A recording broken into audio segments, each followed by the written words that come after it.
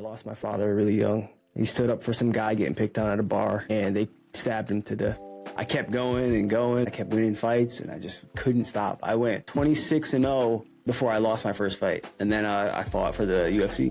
You need to understand the feelings that comes with MMA. Losing, winning, having a war, fight. Take as many as you can, experience everything. Whatever I've set my mind to, I have to accomplish, finish all the way through. I started fighting, and I've been a champion in every organization that I've been a part of. So I think I can get up to the belt. The only thing that holds me back is my health. I do not have good health. So it's hard for me to do what everybody else does. Seeing what fighting does to people. It's taken lives, taken a life of mine. Fighting isn't my passion. Knowing that I have become so good at it, it is like a destiny. Hey everybody, welcome back to the freezer. In the UK, it is still bloody cold at the moment, and welcome to episode 50. Can you believe it? At the end of 2023, I had a goal to reach 50 episodes in 2024. Although I didn't reach it in 2024, I'm delighted to have now reached this milestone. How does it feel? No different to before. That is what they call the hedonic treadmill, where you're always kind of looking for the next thing. But I'm doing my best to try and celebrate this moment and be proud of myself for getting to this many episodes. I'd like to thank everyone who's been a part of this so far, all my wonderful guests, those of you that have been tuning in from time to time, and especially those that tune in every single week. Next week's episode, I think it'll be next week's episode, I'm going to do an AMA Ask Me Anything. So if you've got a question, please send it me via Instagram or YouTube comment or whatever is the easiest format for you. Feel free to ask me whatever you want. And yeah, I'm looking forward to an exciting 2025 with lots more exciting guests and more regular High Rocks and training episodes, which will be running alongside the other episodes, which are more to do with self-health, wealth, well-being, all that kind of thing. So my guest today is Mike Davis. Mike is a UFC fighter. I was absolutely stoked to get him to come on the podcast, and we had an awesome chat. I think this is full of lots of wisdom. He's a super interesting guy and definitely not what you would normally expect from someone at the top of MMA. This was quite a wide-ranging conversation. We touched a little bit on his background, childhood, upbringing, into how he made it into the UFC. And then we got into some tactful stuff about training and nutrition and stuff like that. I think there are some really interesting points in here, and whether or not you are interested in UFC or training, it's still going to be an interesting episode for anyone to listen to. Please, if you haven't already, follow or subscribe me, and I hope you enjoy my conversation with Mike Davis. Mike, so my intention today really is to understand what it takes to become a mixed martial artist competing in the UFC. So I'd like to start by asking you, what's the journey that you've been on to become the person you are today and what you do? So you like my life story? Yeah. Take me as far back as you allow. All right. I was born in New York. 2 years after my birth, my dad, he's up here. He's not on my wall yet, but I have a poster for him. He got into a bar altercation. He stood up for some guy getting picked on at a bar, and they stabbed him to death. So I lost my father really young. I grew up with my mom, but she was never home because she was working 3 jobs to take care of us. Didn't live, like a great life. I think it was amazing. I think I grew up, I learned a lot. Times go by. I'm in high school. I'm in middle school. I get picked on a lot. I'm like borderline suicidal, no friends, really hating my existence, honestly. And I found friends through the game Halo, which I did a story on before. It was my first, I think it wasn't my first console, but it was the first time that I found like people to play with. I had a PlayStation, and that was games like Jack and Daxter and Ratchet and Clank and stuff. So it was more by myself. When I got into Xbox, I managed to get Xbox Live, and I played Halo with a bunch of random people I met, and I had friends, and I felt good. I felt like I had a purpose. I was a great kid.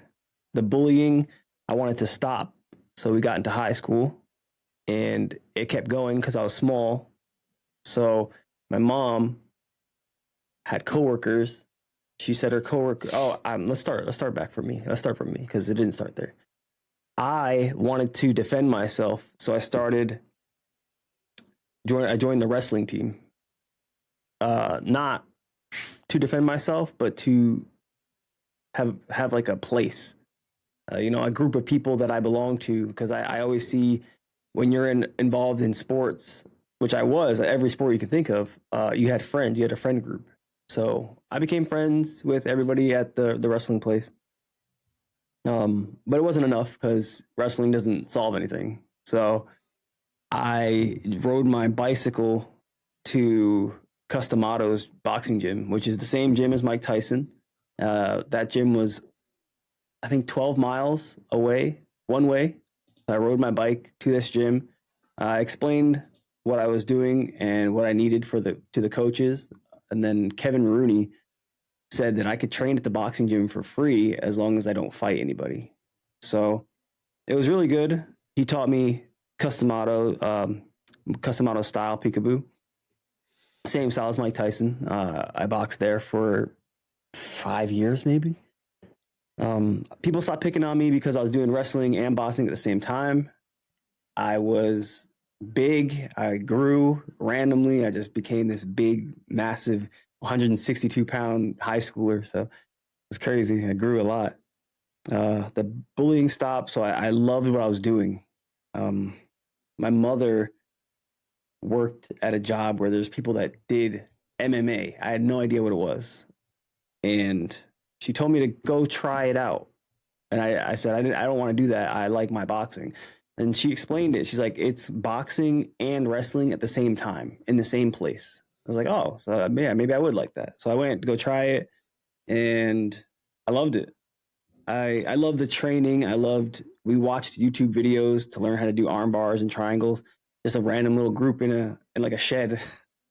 And they signed me up for a fight that I didn't know about. They're like, yo, we're going to go train at this other gym.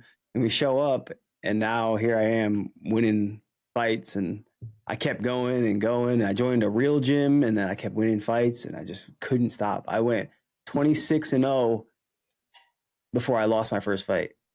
This is amateur and pro. I was 10-0 as an amateur, 4-0 Muay Thai, 1-0 AMI boxing, 5-0 professional MMA, 4-0 professional boxing. And then I fought for the UFC. I got called for the UFC. I fought Sadiq Yusuf. I don't think his picture's up there, but I lost that fight. And that was your first fight, the UFC? That was my first loss in the UFC, yeah. For the Contender series. Okay. What is that process for getting selected? Win. The UFC is very not as selective as they used to be, but they're very selective, and you need to fight in a regional scene where the organization is known kind of throughout the country, not just your state.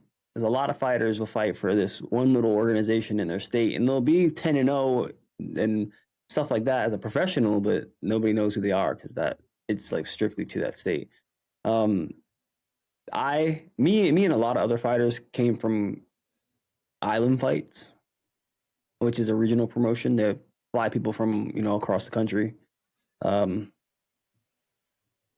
have Combat Night now is getting recognized. Cage Warriors, of course, if you're in the other side, UK. Is Cage Warriors over there, right? I'm not sure, actually. I'm not like a huge UFC guy. Like I do like it, but I wouldn't know. I have to admit, I get a bit confused with all the different. There's a lot. Yeah. But getting into the UFC, I did a video on it. It went kind of viral. It was all about winning fights. As an amateur, you just need to fight. An amateur record, your record as a pro starts from blank. So as an amateur, you need to win. I honestly think you need to lose. I think you need to take fights that you're not supposed to win and go try to win. Mm-hmm. I feel like you need to experience that feeling, because if it happens to you as a pro when you're doing really well, it's going to derail you a little bit. So I feel like as an amateur, you need to understand the feelings that comes with MMA: losing, winning, having a war, having a flashy KO. Like, go fight, take as many as you can. I did 10. Experience everything. Then when you turn pro, it starts fresh. Make sure before you turn pro that you're not losing any amateur fights anymore. So start off, you start your amateur career off with that 0-0 guy. You've been training, you're supposed to win that fight. That's the confidence that makes you keep going. After you win your first one or two, step it up a notch. Fight somebody that, fights as good as you, or maybe a little less. Have a good scrap. Then step it up again and fight someone that's supposed to be better than you. Like, he's better than you. He's supposed to be. Go fight him. You can win, you can draw, you can lose. That's an experience that you need. After that, work on the things. If you lost, work on the things that made you lose. Did you lose, your control in the back? Did you get taken down too much? Your striking is a little bad. Work on that stuff. Go fight again. And if you can continue a win streak, then I'd say go pro. Once you go pro, don't make any mistakes. Win as many as you can in a row, and the UFC will find you.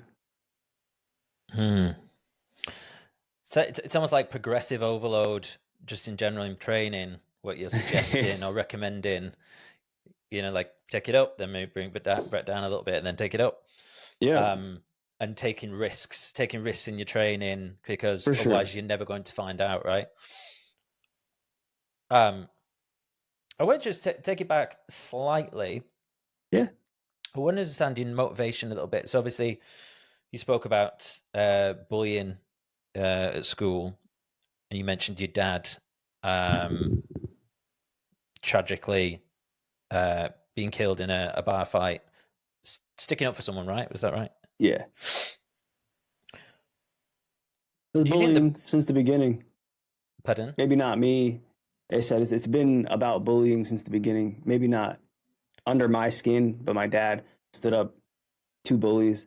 And when I grew up, I was the bullied until I became, strong like my dad. And it made me feel good. Gave me a really high feeling. It's a really beautiful motivation behind becoming a fighter. Mm-hmm. I never used to like UFC. I never used to like boxing. I was always a little bit kind of like put off by that, just that the nastiness and that I would see, and I never really people call it barbaric a lot. Barbaric, yeah. Hey, I get that word a lot. They call it barbaric. Yeah, barbarianism, and it wasn't until actually I heard about jiu-jitsu, and there was no striking. I went and trained jiu-jitsu for a little while, and then after that, I could totally start to understand it, and because I train a lot as well, you start to respect the level of training and what it takes. And I think that's awesome. I think I heard one of your interviews, your post-fight interviews, and you said that your motivation isn't that you didn't enjoy hurting people. I just don't see fighting isn't my passion. That's what I told the world, which is true. After seeing what fighting does to people, it's taken lives, taken a life of mine that, drastically changed my life. Fighting isn't my passion. Knowing that I have become so good at it, it is like a destiny. You don't really avoid your destiny. I'm so good at fighting. It would be shameful for me not to continue. Interesting. What's your UFC record?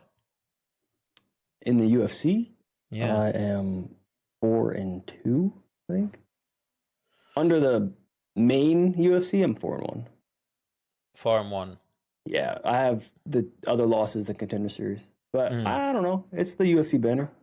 Hmm.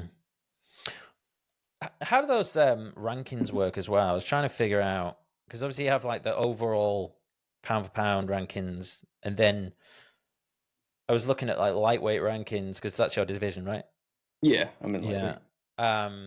And that was it. Like seemed a little bit more conflicted. I found some websites, and some of them you'd be, like position 25, and then I couldn't find you on others. I Yeah, just wondered. it's kind of all over the place.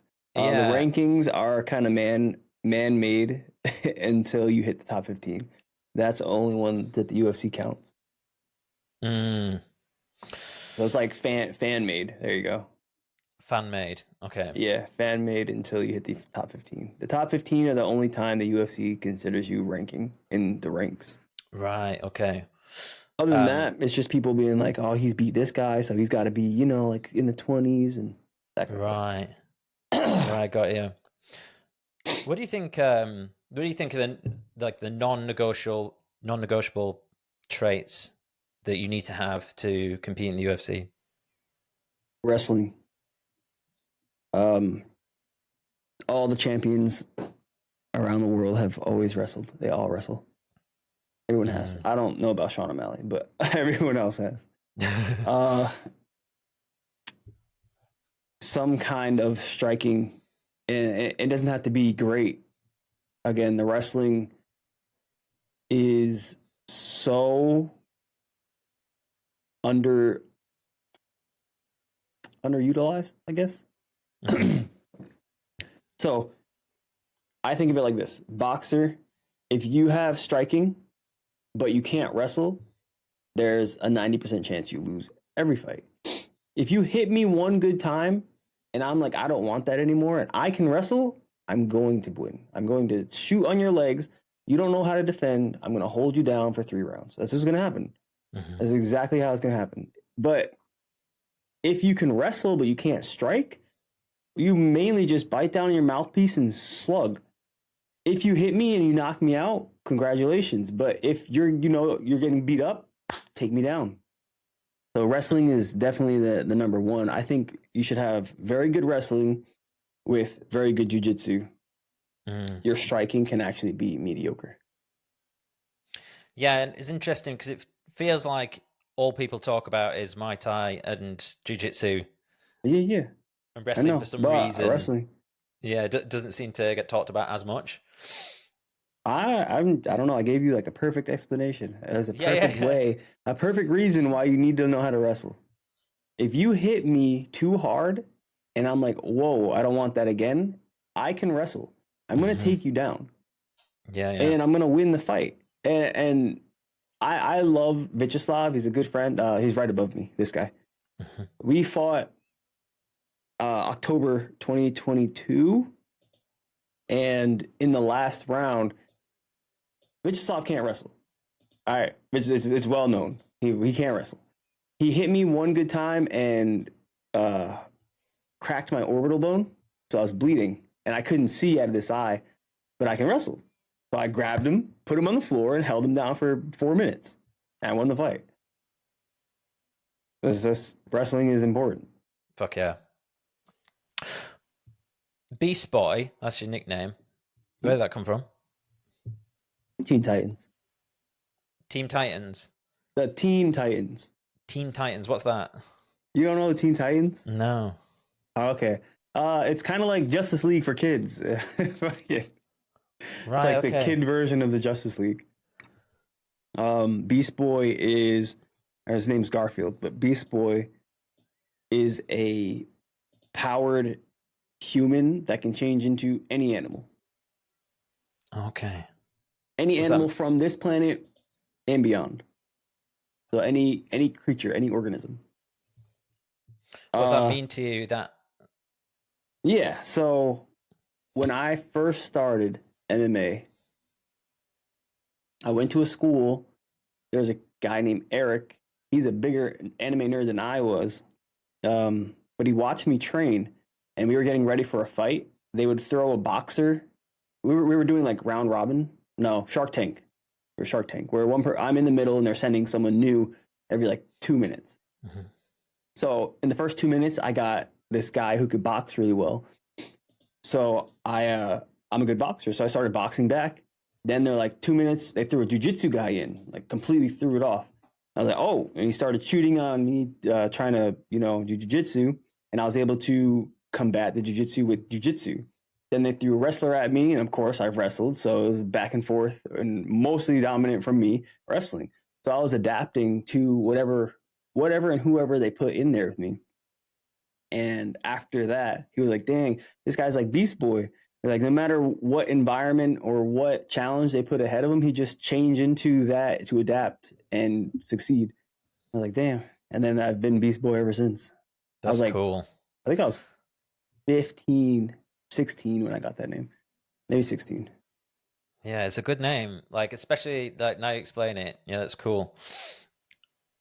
You said earlier when I talked about what traits you needed. You said wrestling. What about mindset traits, personality traits? You can be whoever you want. So the personality doesn't matter. I know that people put on fake personalities just for the show. Because at the end of it, you are building like a brand. You're showing the world who you are and what why they should follow you, why they should support you and like you as a fighter. So if you want to be crazy guy, then yeah, Ian Kutalabe, I think that's his name. You just go out there and be him.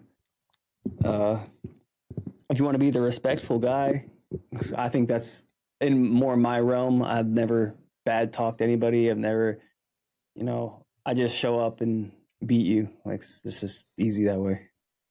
I don't have any bad intention or I guess I gotta win, but I don't have any hate towards you. You're just a person testing your skills that you've learned over the years, and I'm doing the same. Yeah, it's kind of like playing a real life video game. It's just a boss fight.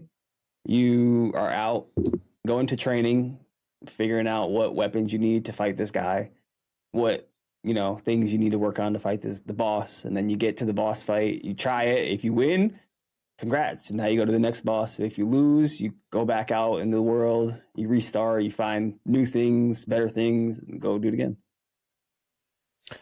Do you think? Do you think like being like a nice guy that doesn't have this character built up around him? Do you think that holds your brand back at all? Yeah, for sure. People want, I don't know, rage and hate. It's just what people like to see in the world. But I don't know, I wasn't raised that way. It's just weird for me. Yeah, it's like I guess that's why WWE is such a big thing. Because yeah, you've got the heels, haven't you? You said mindset too. I do believe mindset is important. If you're in your head too much, then that's cause to lose a fight. You won't probably lose that fight. You can't overthink of your opponent. You can't give them that edge on you, because when you go into the cage, you're always supposed to think that I'm winning the fight. I've trained better, I've trained longer, I know more, I'm stronger. You have to have that mentality. And I have a mental therapist with the UFC that I talk to before my fights. Oh, that's Micah. I talk to him all the time. He helps me a lot. Interesting. Just because I don't like to think about my fights. I don't like to look up the person I'm fighting. That makes it so much worse. People are like, yeah, let me study this guy. I've never seen him fight. And you look him up, and what are you going to find when you look someone up? The things that make him look great. Him slamming someone on their head, knocking people out. You're not going to see him losing. Nobody posts. I don't post when I lose. I don't post things about me losing. I only post great clips of me doing great. So that's what you're gonna see, and it's gonna, be like, okay, he's really good. Oh my god, he's really good. But really, maybe he's like scared, or maybe he doesn't know how to do the things that you do. He doesn't know how to negate your jujitsu, stuff like that. And that's exactly how I felt against my last fight, Nathan. Because my coach was like, Mike, you need to watch this. This guy throws a lot of kicks. This guy does a lot of spinning stuff. He can wrestle. He can do jujitsu. He's very good. You got to watch these. Like, I don't really care. Just tell me the main like 3 things he does that you see in every fight. Let's work on those. And I don't care to see his fights. When the fight came, it didn't. I hit him one time, and that was it. Yeah, interesting. It's like by not going too far into like researching your opponent, it's like you come into the fight with like that beginner's mind. You're more reactive to the situation. There's so many similarities with video games here. I'm a big gamer. Yeah, I'm a big gamer. Yeah, and getting that balance right, because as you say, it's like you don't want to be in your head, but you want to be present with what's happening. But then you also need that little bit of confidence, like you say, that I'm going to win this fight. I'm the best to like. But then you kind of, I guess you can't run too far with that. You've also got to stay in the zone, right? Yeah. Yeah, fascinating. Your last fight was scheduled against Drew Dober. You had to pull out. Yeah. Bicep injury. How's that going? Good. I don't know if you can get it in camera. This right here, my scar. It was freak accident. I've never been hurt like that before. I've wrestled 15 years. I switch on every person. I don't know. It was super weird. And when it was happening, I was like, I'm gonna hurt my arm here. And I felt it. Like I knew it. Mm-hmm. I put my arm in for a switch. I felt how much space I had. I was like, there's no way I can't even pull my arm out. I couldn't pull my arm out. And I was like, damn, I'm gonna hurt my arm right here. And yeah, I didn't think it would be that bad. I thought, because it's happened before, a little crack, a little pull of the muscle, but never. I completely separated my bicep. It snapped here. So they sliced me up, put a hook in to pull my bicep down, drilled it through this bone, and anchored it on the other side. So it feels good now. Yeah, I got all my strength back. I do feel it sometimes when I take impact, but it's nothing that would bother me. Yeah, I read your Instagram post. It was in the summer, wasn't it? Yeah, it happened in June. I was supposed to fight July. It happened at the middle of June, I think. Yeah, it was quite an emotional post. I felt your frustration, and I think you said, yeah, it was. I don't know what to do anymore, or something. It was something really. So where you at now in terms of, so you've obviously had your surgery and you're recovering. Have you got any fights coming up? I just put my name back out there to get a fight, so I'm hoping to fight. A lot of my teammates, Terrence McKinney and Lucas Alexander, are fighting February 1st in Saudi Arabia. I would love to get on that with them. Mm-hmm. Be a good way to start off the year. I've never lost a fight in February, so that'd be really good. That's a good I think omen. I fought like 2 times in February. All right, if you could fight anyone, who would it be? Top 3? Who would you pick?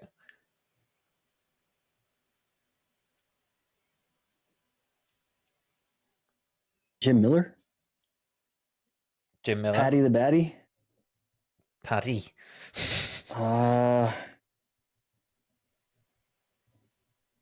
BSD. Nice. Or who's that other guy? I don't know names. I don't like calling people out. What's his name? Benil Dariush. Garyush. Yeah, there's like lots of like hard to pronounce names in the UFC. Yeah. Yeah, we'll have to clip it up. We'll tag him in it, see if we can get you a fight.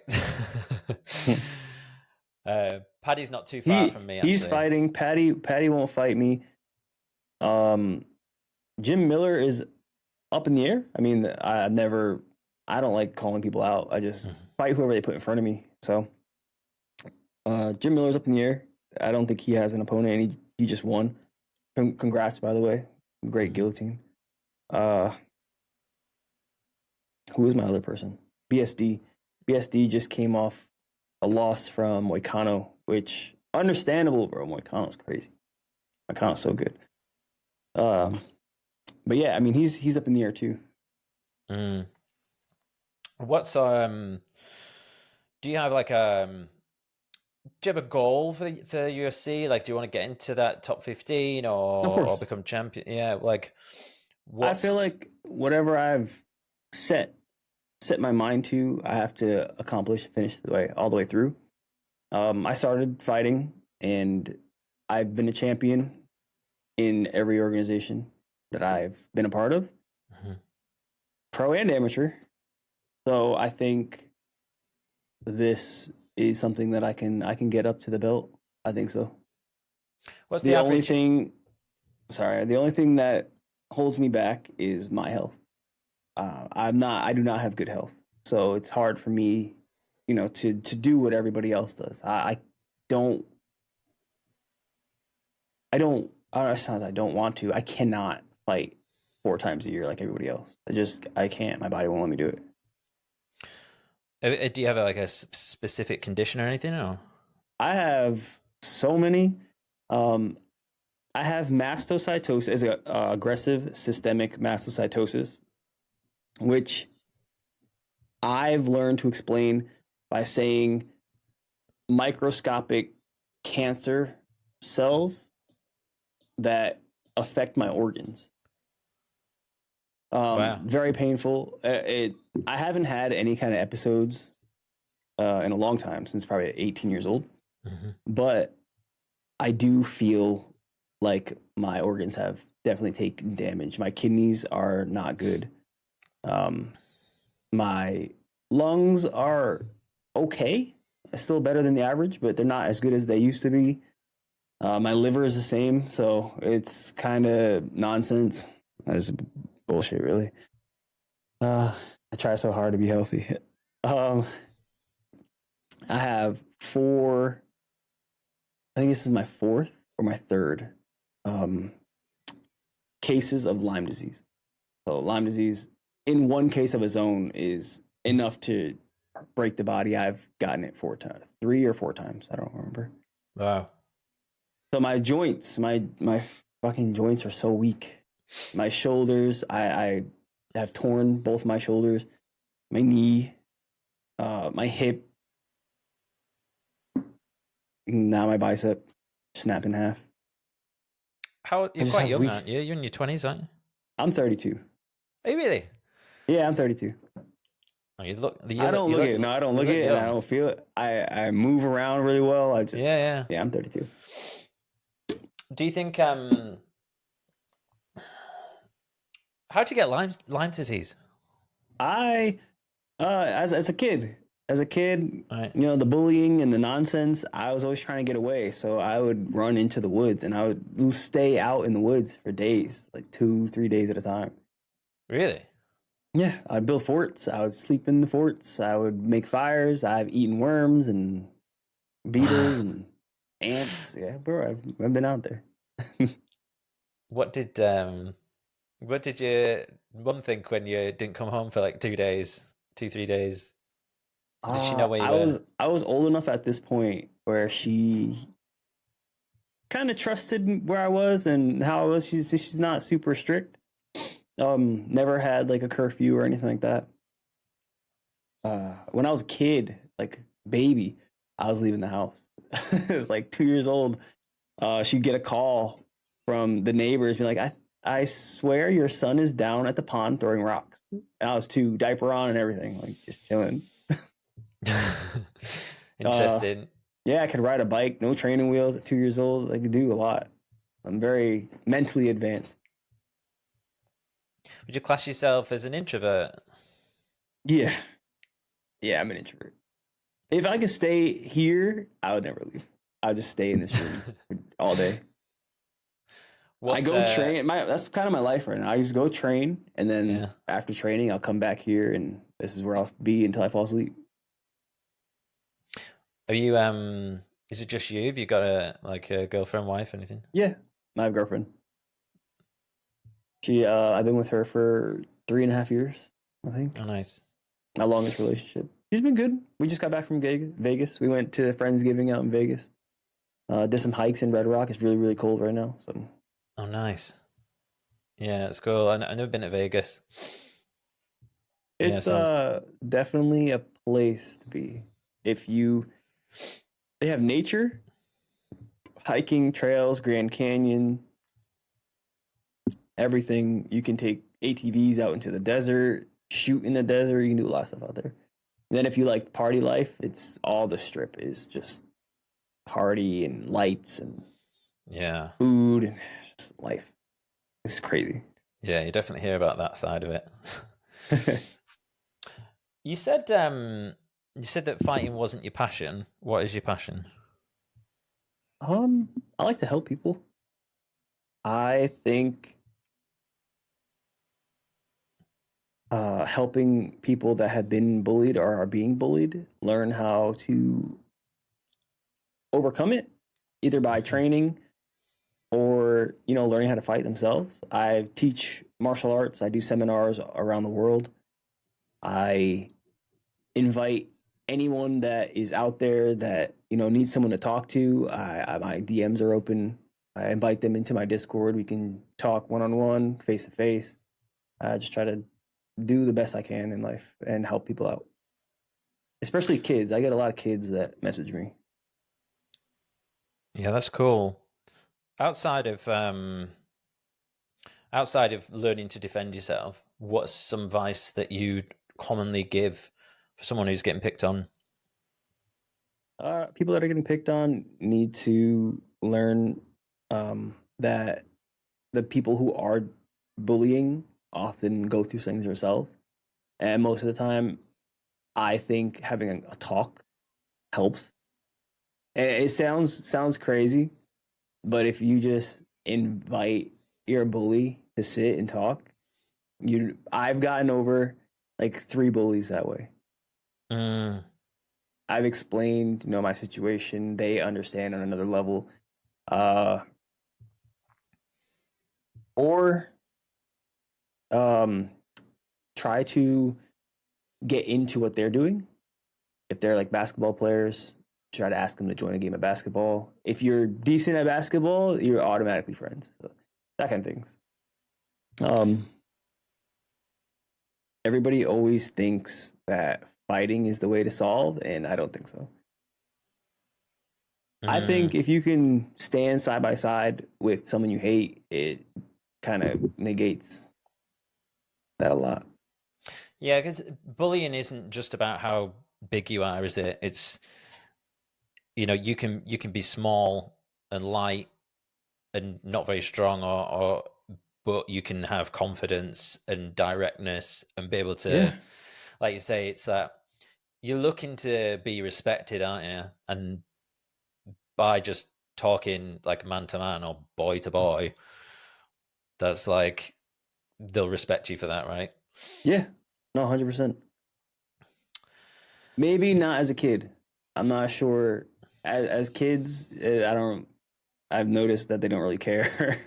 But if you're being bullied from like the middle school, high school times, having a conversation definitely helps. If you're ever being bullied in college, definitely talk to that person. Yeah, and if it comes down to it, I say at the end, if you can't solve by talking, squabble up. Just put on some gloves Make a circle, let your friends make a circle and just fight one time. And then afterwards, shake hands and then just call it. Mm. Yeah, I didn't really get bullied, but you know, I was definitely one of the quieter kids when I was younger. And then I always talk about this, how like when I went to high school, I literally I put on this mask, which I'm like learning about now. Put on this extroverted mask, and then I became like the clown. Like I was just silly things, and then I would Mm-hmm. make people laugh and befriend people that were bigger than me. Yep. And then that was like my way of like finding that protection, which yeah, it's still something I'm unpacking. it, No, I uh, know that one. I still it, know people like that. yeah, yeah, it's a funny one. Um, what about training? Um, what's your training look like at the moment? Do you do your own programming? Do you have a coach? What's No, I do everything by myself. Um, I have a degree in exercise physiology and nutrition. oh cool. So I never really needed anybody to do strength and conditioning for me or help me with my diet because I make weight. Not 45. I've missed weight at 45 twice, but Hmm. 45 is hard and I'm done with that. So staying at 55 is super easy for me to get to. I don't walk around very heavy, maybe like 172. Right now, I'm heaviest I've ever been because of the injury. I'm on like 180. Hmm. Uh, but once I get back to 72, I'd say like I'm ready to get a fight anyway. So, um, my training is daily, every morning from 10 to 1:30 ish. It's Hmm. quite a while, but there's a lot learned there. I drill a lot. I don't I don't spar hard almost ever. I don't think I ever spar hard, honestly. Um,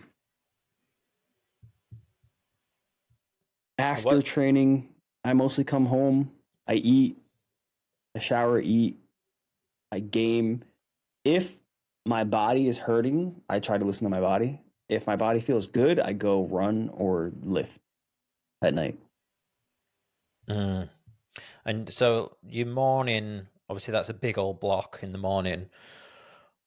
What's Huge. that look like? Are you starting with like activation, strength work? What kind No, of? so 10 a.m. is, we'll just say like Monday. So 10 a.m. is BJJ gi. Hmm. So we go, we do a warm up. I always show up a little early, uh, or a little late if I wake up late, but I always try to get there and stretch. I try to stretch quite a bit, not holding my stretches, but like bouncing my stretches. So my body's used to whipping, like joints Dynamics, so getting, yeah. yeah. So they're not all elongated for a long period of time. That's actually kind of bad for your body if you train that way. Hmm. So I do that. I do my jujitsu. Straight after jujitsu, a Monday is MMA drilling.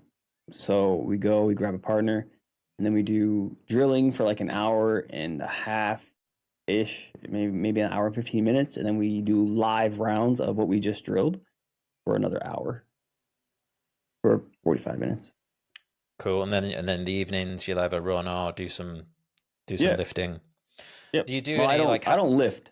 I don't think I ever lift.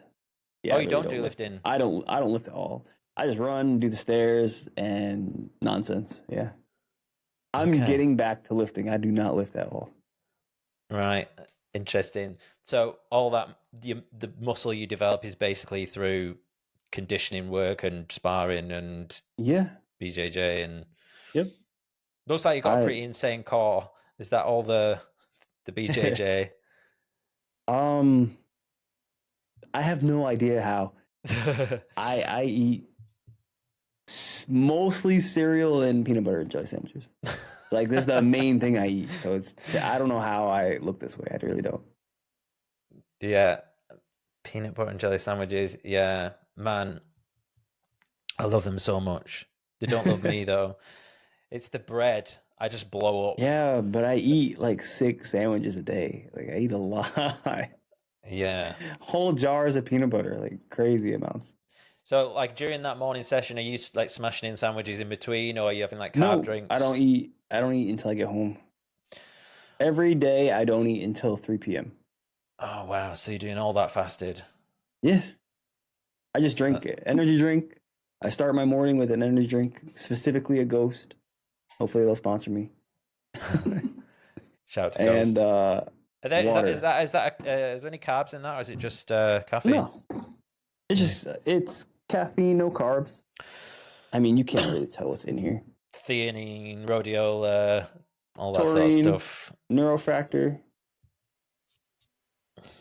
some roots, some ginseng roots, caffeine, of course, carnitine. Mm. You know, I'm surprised they don't put creatine in here. They should. They totally should. They're starting to do creatine gummies and stuff now, aren't they? Mm-hmm. How much creatine do you take?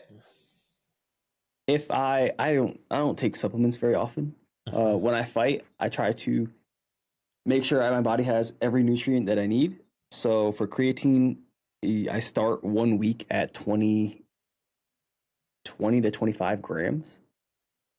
A day? And then after 1 week, I go down to 10 grams a day. 5 before training, and then 5 after training.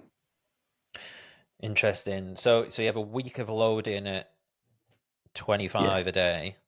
Yep. And then and how like and this is how many weeks before a fight? Oh, I have to stop 1 week before weigh-ins taking creatine, so my body can get rid of the excess water. Right. Oh, So because you got all that water in the muscle, right?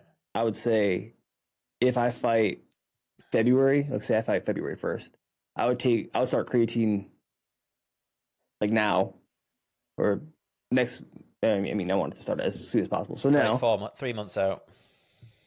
I'll be just taking it until So as soon as you that start doing week like a comes. training camp, you Yeah, start, yeah, because and I then need you, more water in my body. I can't if I train on the water that's in my system now, I'll pull muscles, and if I like train like I want to fight, I'll yeah, pull muscles. I'll hurt myself. I'll get tired. I won't recover quickly, and I need my cells need water. Our cells need water. yeah. So when I'm training overload, I need to, especially at first, my body needs to hold as much water as possible. What's the reason for not taking it year round? I don't feel like I need supplements. I just do natural stuff. I don't take protein ever, like never. I don't really take supplements. Mm, I don't eat a lot of food, and I don't take anything. interesting. I need to just start staying up on my health. So I have started looking into multivitamins, and I need to eat more greens. I know that for sure. I plan on making changes. My what is it? Resolution by the end of New the Year's year. resolution Yeah, is to eat I more want to change. greens. I want to better my health. So I want to see if I can fix a lot of the issues that I have. Mm. Yeah, I feel like do you not get like do you not have like a dietitian, like Yeah, I someone do. to, yeah, I do, but I know a lot of it myself. yeah. I just don't apply it unless I need to. Like when I'm not in camp, I'm just eating whatever. Mm. Chick-fil-A is probably my go-to, my What's that easiest way called? to eat Sorry, food. Chick-fil-A. Chick-fil-A. What's that? I've not heard of it. It's just like a chicken sandwich place. Oh, a chicken. We call it chicken fillet. Yeah. Yeah, Oh, filet, of okay. course. Yeah, it's French. Chick-fil-A. Yeah, got it. So outside of camp, like, are you? Yeah, you'll be training still. Yeah. Yep. I train year round. Because training to me is like someone waking up and like, no, it's Monday. We got to go hit chest. It's Mm. like I wake up and I got to go train. It's the same feeling. It's like Yeah. natural. Yeah, for sure. Yeah, I've got to train.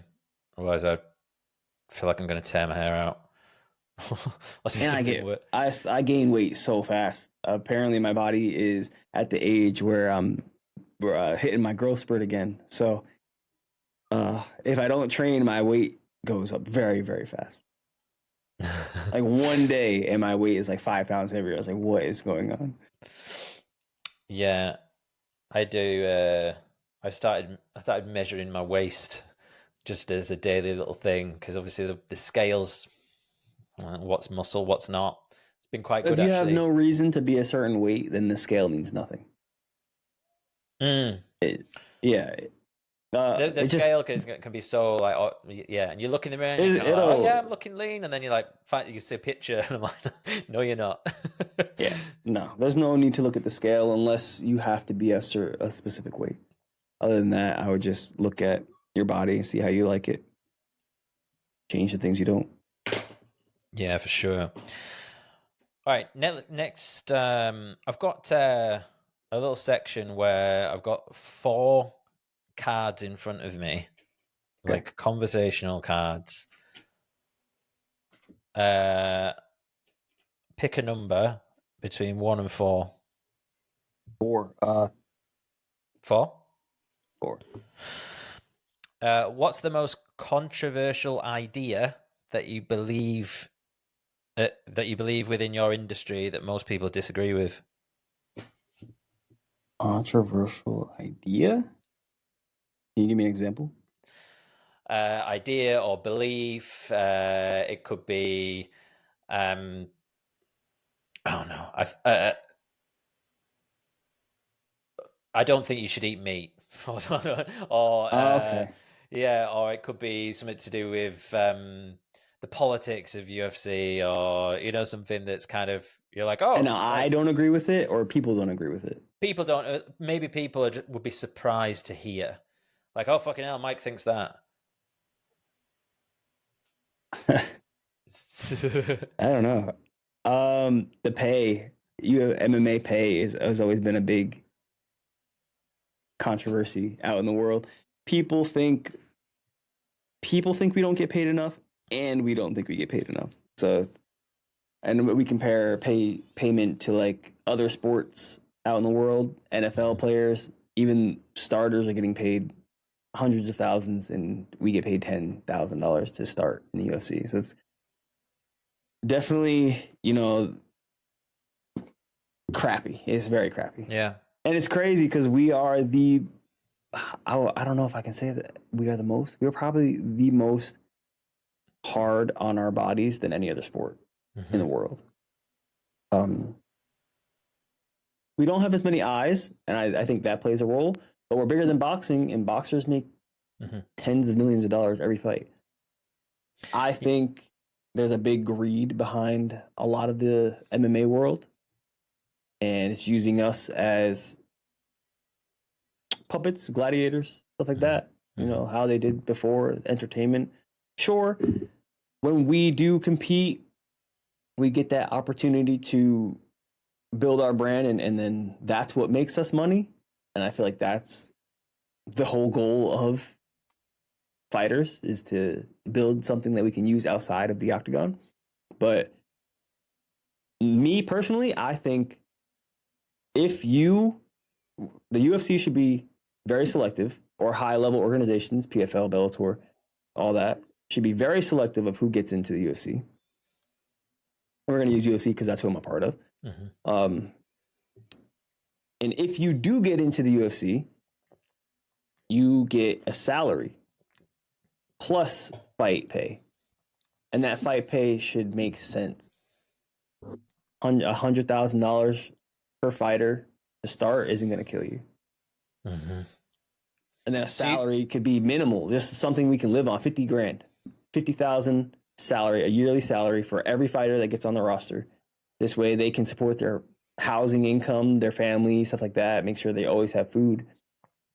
And then when they do perform and win, and they get their paycheck. So at the moment, do you say so? You just get 10 grand per fight? Is that what you said? When you start in the UFC, the payment is 10,000 and 10,000. It's just a one-off welcome 10,000 to show up and make weight. If you make weight, you get 10 grand. Then, when you win the fight, you get another 10 grand. Okay. So you have the opportunity to leave with 20, but base is 10. How do you make your money? Me? Because it must be expensive, right? Doing everything that you're doing and training and Yeah, yeah. I make good money fighting. I'm I definitely make good money fighting, but I also do content. I don't stream anymore. I want to get back into it, but I was making it a okay amount of streaming, but doing brand deals is where I make a lot of my money. I probably make as much as I do fighting doing brand deals. mm. Yeah, it almost feels like I'm going to mention WWE again. I always want to say WWF. um, WWE.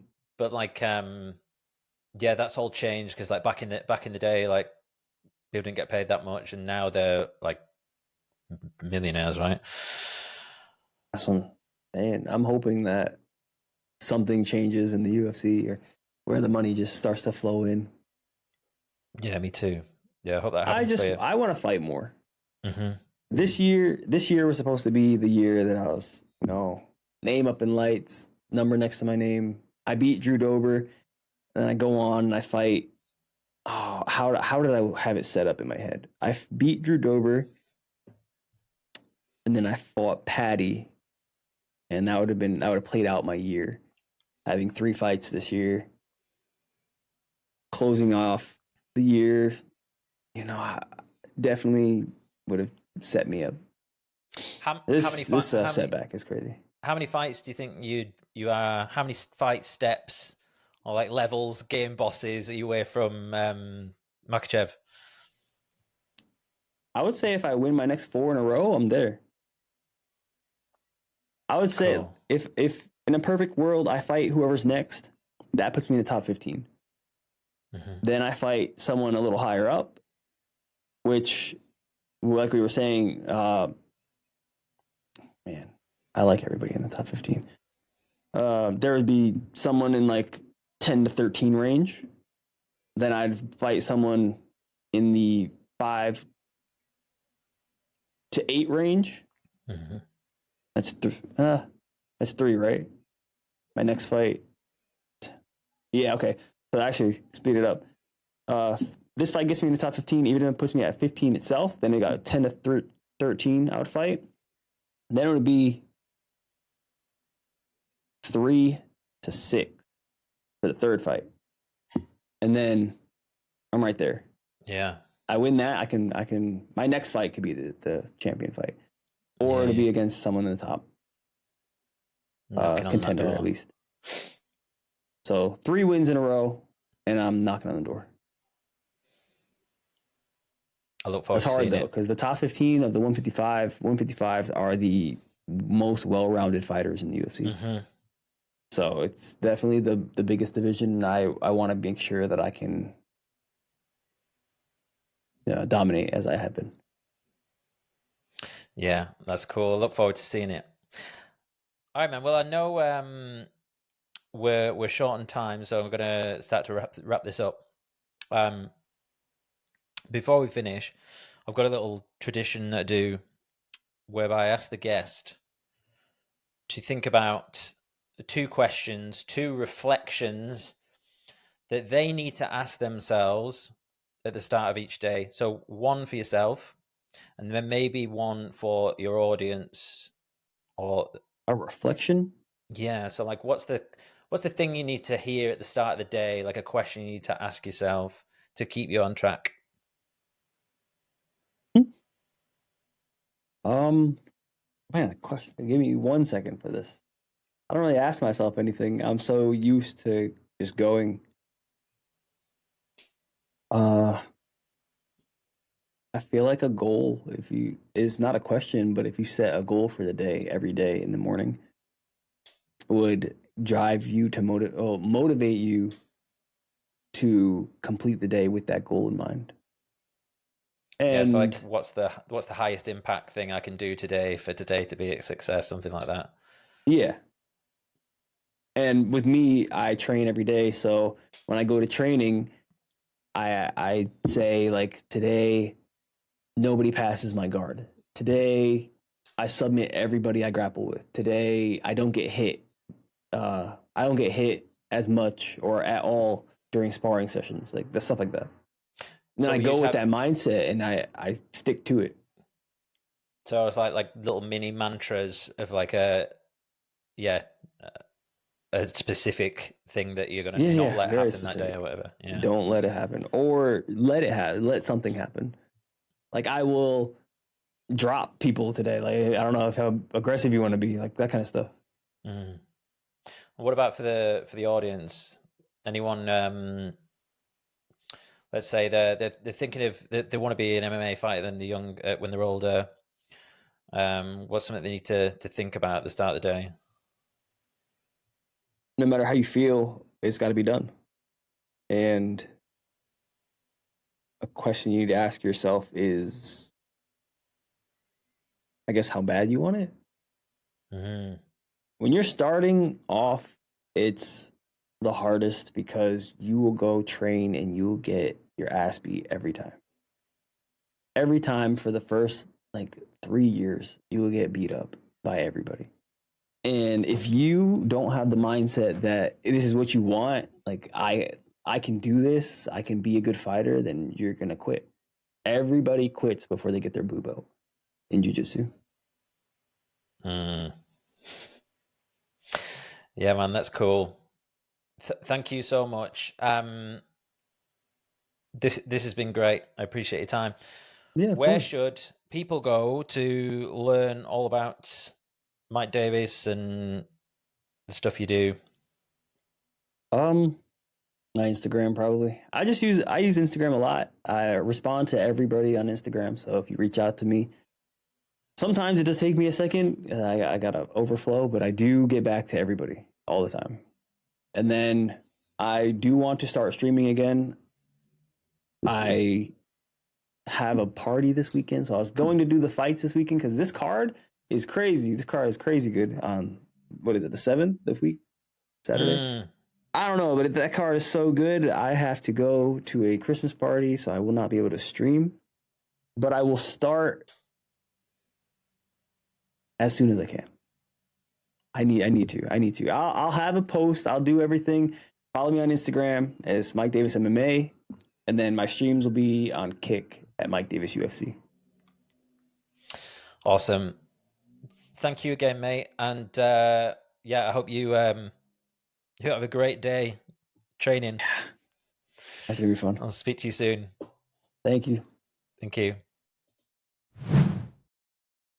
Hey guys, it's me. Thank you so much for watching that episode and congratulations for making it all the way to the end. I really appreciate it. A few things before you get going. If you haven't already, please do subscribe. And if you enjoyed this episode, the kindest thing you can do for me is to share it with a friend or family member. Don't forget to check out the show notes for links to both my guests and myself. And if you made it this far, why don't you drop me a DM?